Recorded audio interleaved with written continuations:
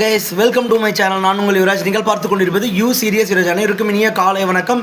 இன்றைய முக்கிய செய்திகளை நம்ம சேனலில் டீட்டெயிலாக பார்த்துருவோம். முதலமைச்சர் விஜய் அவர்கள் தலைமையில் இன்று தமிழக அமைச்சரவை கூட்டம் கூடுது. இது முக்கியமான திட்டங்கள் குறித்து விவரிக்க போகிறதா சொல்லியிருக்காங்க. ஆலோசனை நடத்தப்படும்னு சொல்லியிருக்கு. இது வரைக்கும் நம்மளுக்கு தகவல் கொடுத்துருக்காங்க. ரெண்டாவது நியூஸ் எதை பற்றி பார்க்க போகிறோன்னா, பராமரிப்பு பணி காரணமாக தென் மாவட்ட ரயில்களின் போக்குவரத்தில் மாற்றம் ஏற்பட போவதாக சொல்லியிருக்காங்க. குருவாயூர் டு சென்னை எக்ஸ்பிரஸ் ரயில் தாமதமாக இயக்கப்படும் என அறிவிக்கப்பட்டிருக்கு.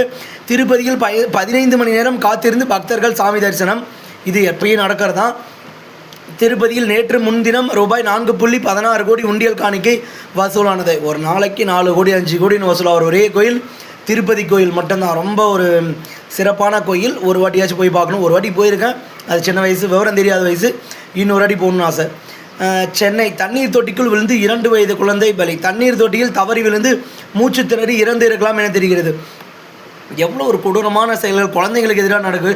கேரளாவில் ஒரு சின்ன குழந்தைய 2 வயசு 3 வயசு பையனை அடிச்சே கொண்டிருக்காங்க. அவனுக்கெல்லாம் மனசாட்சியே இல்லை. இந்த பக்கம் என்னன்னா, பொறுப்பில்லாததால ஒரு குழந்தை மூச்சு திணறி பலியாக இருக்குன்னு சொல்லிட்டு இது கேட்குறப்பயே கஷ்டமாக இருக்குது. ஏன் தான் இப்படி பண்ணுறாங்கன்னு தெரிய மாட்டேங்குது. குழந்தைய பார்த்துக்கிறதோட அப்படி என்ன வேலை அவங்களுக்கு? இங்கே சின்ன குழந்தைங்க அப்படி இப்படி கொஞ்சம் ஒரு 4 வயசு 5 வயசு வரைக்கும் அந்த மாதிரி துருத்துருன்னு தான் இருப்பாங்க. அது வரைக்கும் தான் பார்த்துக்க சொல்கிறாங்களே தவிர பொழுதுனிக்கு பார்த்துக்க சொல்லி யாரும் கேட்கறது கிடையாது. அடுத்த நியூஸ், முதலமைச்சர் விஜயிடம் துரை வைகோ எம்பி சந்திப்பு.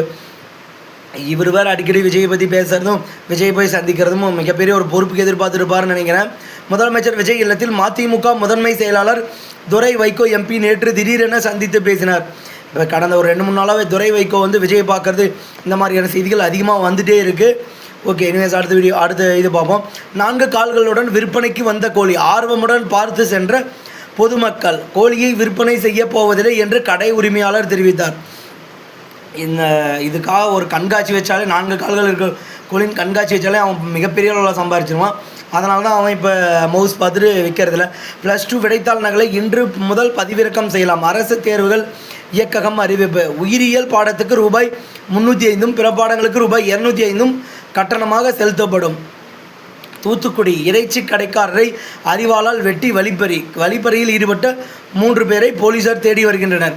ஈரோடு காட்டு யானை மிதித்து தொழிலாளி பலி. காட்டு யானை தாக்கியதில் சம்பவ இடத்திலேயே உயிரிழந்தார். அடுத்த நியூஸ், மாநிலங்களவை இடைத்தேர்தல். காங்கிரஸ் வேட்பாளராக பிரவீன் சக்கரவர்த்தி அறிவிச்சிருக்காங்க. ஜூன் 18 அன்று மாநிலங்களவை இடைத்தேர்தல் நடைபெற உள்ளது. மெட்ரோவில் அநாகரிக பயணம். அதிகாரிகள் எடுத்து அதிரடி நடவடிக்கை. அநாகரிகமாக கால் மேலே கால் தூக்கி போட்டு உட்காந்துட்டு போகிறவனை அடித்து விரட்டி விட்டுருக்கணும். அவன் நடவடிக்கை எடுத்துகிட்டு இருக்காங்க. மெட்ரோவில் சமூக பொறுப்பின்றி நடந்து கொண்ட அந்த பயணியின் வீடியோ சமூக வலைதளங்களில்